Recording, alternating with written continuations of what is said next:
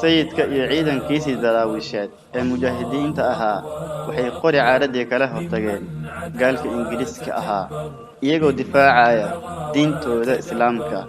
maalkooda naftooda iyo sharaftooda الله أقوى وأقدر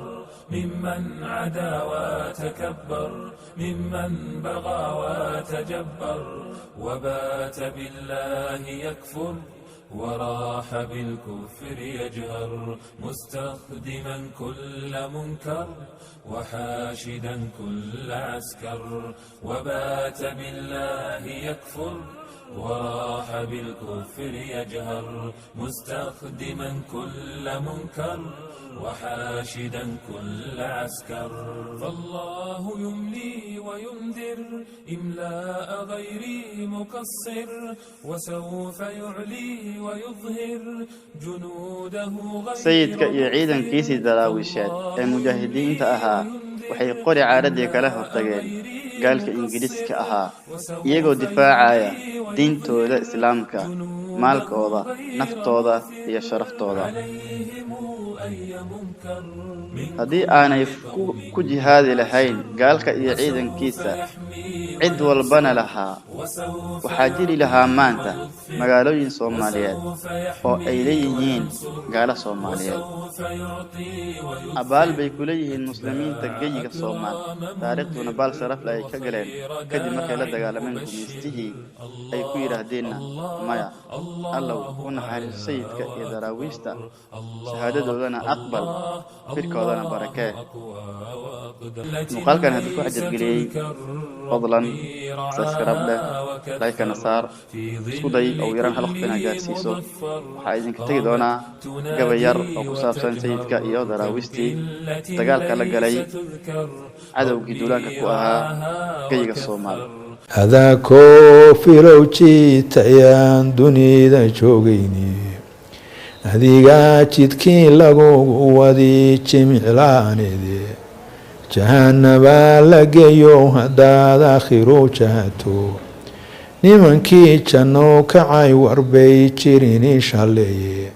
afarta gedan oran jiray iyo gololadaydii garbadan ka soo horin jiray godolna qaygii madfac gaw yiraahda iyo rasaas ginigteedii gulaamo roob daahaya iyo gababaxdiisii gululaciya ma la isku daray galangalkoodii unka guguguclayn iyo hilaac galalacdiisii gal xareeda dad soo gabraday gal iyo duufaan bad gariirtay mawjada gurxamay gacamadii ay shir la gooyay waayeel gab yiri garangartiisii xarir lagu gamaamada hayo gole firaasheed xaajada ninkii garanaya iyo gigiyo sheegeed inuu halganka inta la eg oo qayb yani ilaa beledweyne ilaa ayl ilaa hadii aanu galbari buuro badda maakhirka hoos ah ilaa hadii aanu ku leeyahay afaafka burco ilaa qorxay iyo hadii aanu tigsiga inta u dhaxaysa inuu xukumo oo daraawiish xukunta sidee ku dhacday ingiriiska ka jawaabay taas waxay yiraahdeen idinku badaasaati maski ku jiray ingiriis waa maska idinkuna u badaasaati ku jiro balse idin kala saaraya sheega nin kamida waftiga dhalinyaro ama bud la booday isku burburi badiyo maskiide saas buu jisu xasaas la isku burburinaya hadii kala iska saar bahalka wuxuu ahaa nin mujaahida oo xaniya cadda oo gaala iyo cawaankeed wadanka ka hiray dhulkeena ka hiray nin darwiisha oo hadii la ku roon yahay baan u sheegay gabagaas waxaan iri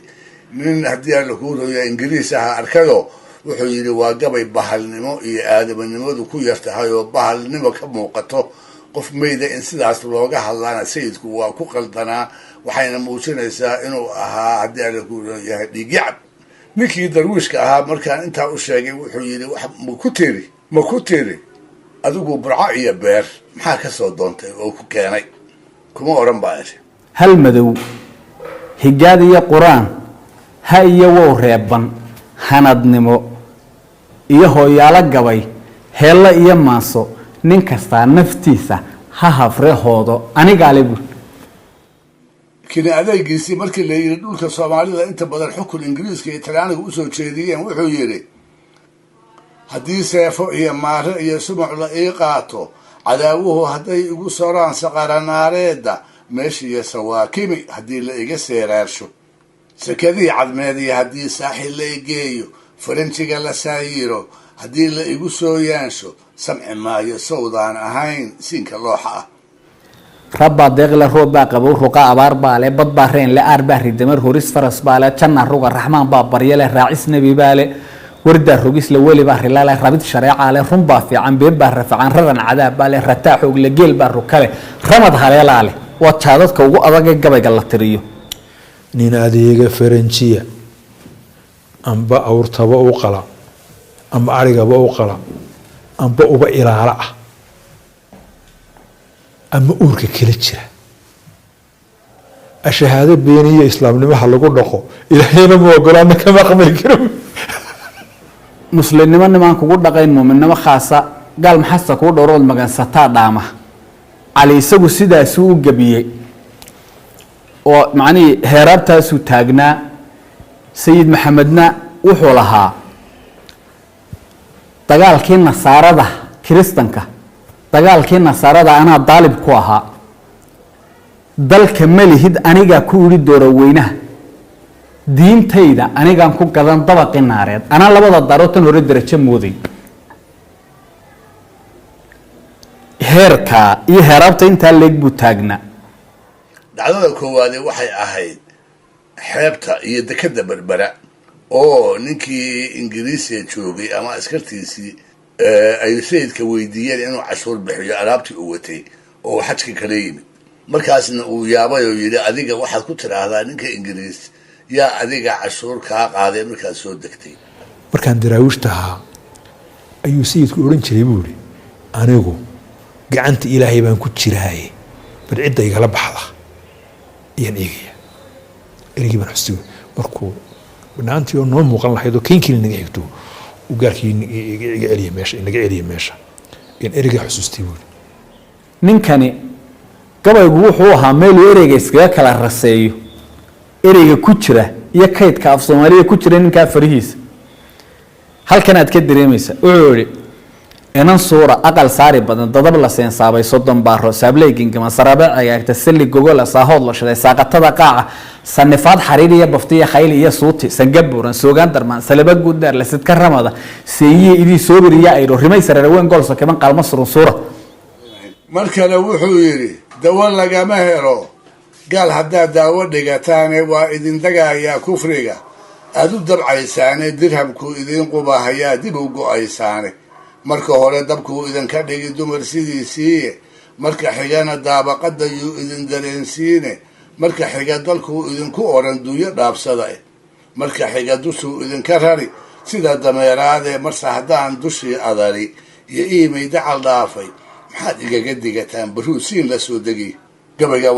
taxdaasi waxay ka mid tahay u dambaysay waxay ka mid ahayd gabayga la yidhaahdo dardaaran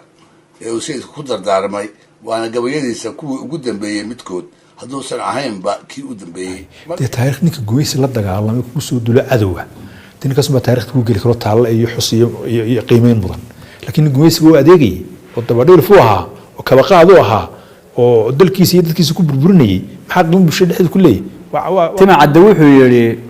sayidkii taleex degay markay turunturaynaysay hadday taabacaan maalintii tani ma joogteen buul oo gaalku inuguma maceeyaysteen